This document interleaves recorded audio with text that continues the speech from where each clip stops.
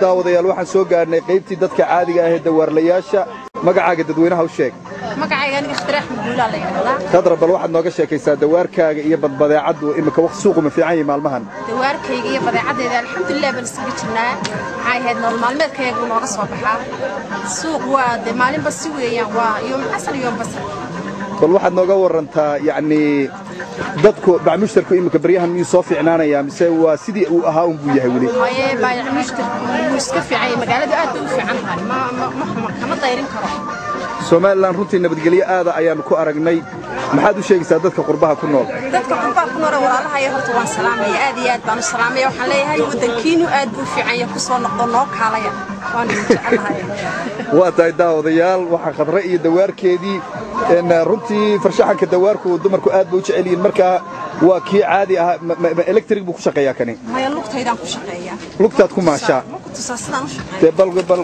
ka dhaqsi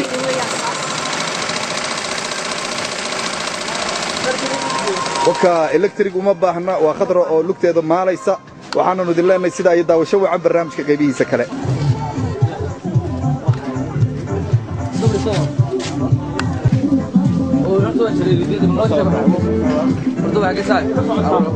telefishinka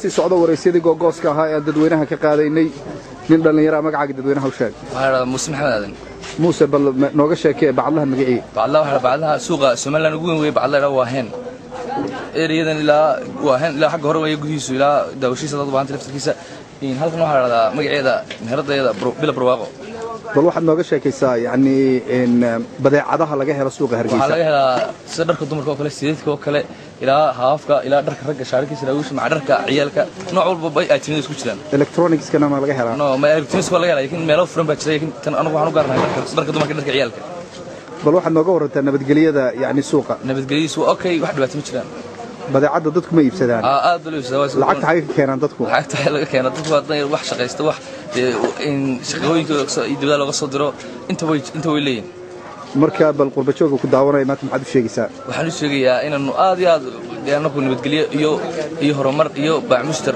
kala iibsado inta badan aanu gaarnay maxaad u aragtaa dadka Yurub markaad maqasho Yurub baa hebel ku maqay maxaad dareentaa in amudiisa ka tagay moon aragnaa taana waa tahay daawadayaal waxa halka noogu dhamaaday waraysigeena dhaxalgalka ahaa annaga oo runtii aad iyo aad ugu faraxsan dadweynuhuna ay runtii noloshooda siyaabo kala duwan oo la soo baxayaan waxaan idin leenahay sida ay waxaan jecelahay bal anigu inaan koob shaaha aan ka iibsado oo aad iyo aad aan u rajeynayo inuu macaan yahay daawadayaal waxaan halkan ka helay koob shaah oo aad iyo aad u qiimo badan waxaan idin leeyahay waa ka gudoomay rooda aad baad u mahadsantahay rooda ay daawadayaal waxa daawanayseen barnaamijkeena xiisaha lahaa halkaas oo dhinacyada kala duwan aan soo duubaynay in waxaan ku weydiiyay bal marka uu inanka dhalinyarada ah doonayo in uu hadiyad u geeyo gabadh qaali ah noocee bay jecel yihiin dumarku inta badan horta dumarku waxay jecel yihiin laba midab oo gaar ah shayguna ka koobnaado laba midab sida cadaan iyo madow cadaan iyo basali cadaan iyo dahabi laba midab oo noocaas laakiin sanadka dhalinyaro markuu doonayo inuu jecel yahay ama qof ma garanaysa inta ku qaalin hadiyad gaar u diro dumar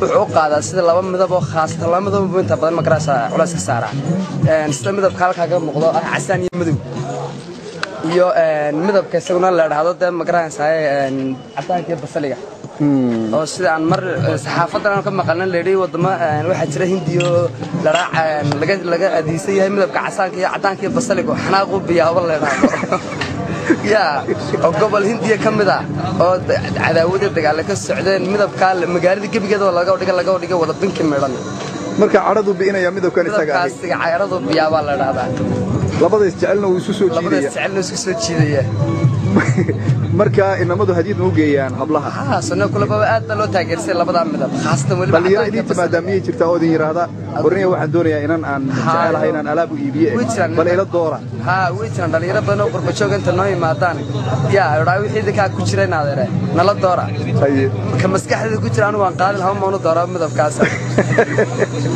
marka maxaad leedahay dhalinyarada qurbaha joogtay halka suuqa idinku iman doonta maxaad leedahay war waan idin caawinaynaa kaalaya hablaha hadiyad u iibiya wada kalley haayo dhalinyaradu halka ma garanaysa qurba jooga ee reer Somaliland iyo aruurka Somaliland ku soo dhawaada oo nagu soo dhan nabadgeliyaan haysanaa baan leenahay aad baad u mahadsantahay kuwa ka tagano kalley kamay tagano dalku ma u shaqo tagano ma aaminsanaano aad baad u mahadsantahay aad iyo aad baad u mahadsantahay daawadayaal waxaan halkan qaybtan ku soo gabagabaynaynaa midabka xanaaqa tira waa cadaan iyo basali isku jira waxaan u leenahay sida ay daawasho waxaan sidaan iskaga duubanayna barnaamijka ayaan waxaan kula kulmay dad European ah waliba Swedish ku hadlaya Välkommen till TV Somaliland. Tack. Hur känns att du är här och handla? Det känns bra. Det känns bra. Det är trevligt att vara på marknaden i Hargeisa. Vad tycker du marknaden i Hargeisa? Är det billigt eller är det för dyrt? Det beror på hur man förhandlar. I Sverige är det fasta pris. Ja. Men här man kan förhandla. Ja, precis. Har du handlat någonting idag?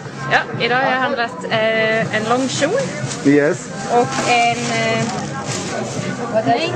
Abaya. Abaya. Du har köpt abaya. Yeah, she bought abaya. Vad säger du folk som tittar TV Somaliland idag? Om Somaliland. Vad tycker du? Hur är här i Somaliland?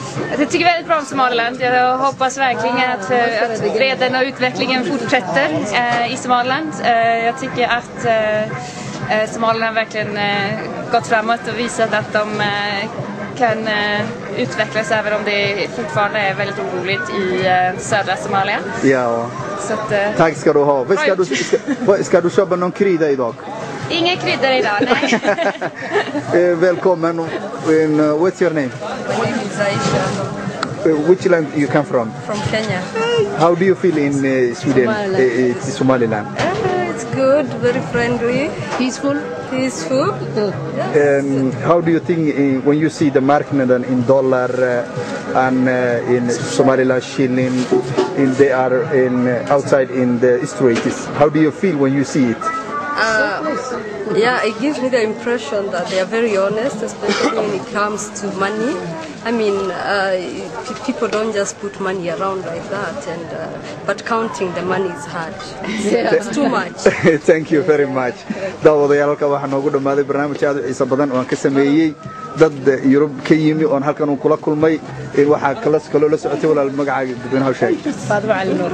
Faadimo waxa la socotay qoladan aanu sida kediska suuqa ugu kulanay maxaad adigu dareemaysaa markaad adigoo la socdo European-kii iyo dadka ajnabiga suuqa Hargeysa iska iibsanayaan alaab maxaa dareenkaagu muxuu yahay Dareenkaygu wuxuu yahay inaan meel fiican oo nabadgelyo ay ka jirto aan nimid dadka aan u nimidna dad fiican oo friendly os adigu maxaad ka timi reer Muqdisho tahay aniga asalkaygii reer South-kaan ahaa reer Baydhabo ahaa laakiin hadda waan ka maqnaa intii muddo bal ka waran dadka ka yimi reer Baydhabo ama reer Muqdisho sidee Somaliland lagu soo dhaweeyaa hadda ma ogi hadda nimid degan magaalada saafar baan maanta nimid okay kulay Somaliland nabadgelyo badan aan ku arkaa iyo inay meel fiican oo ay Soomaalida kale inay ku daystaan ay tahay dadweynaha ku daawanaya television-ka maanta maxaad ku salaamaysaa Yurub baa laga daawanayaa iyo adduunka meelo badan salaam badan inay u soo duceeyaan dalkoodii iyo dadkoodii dhibaatada badan haysan aad baad u mahadsantahay daawadayaal waxaan ku sugannahay barnaamijkeena xiisaha lahaa waxaananu dileenahay sidaa iyo daawasho waxa barnaamijka qiib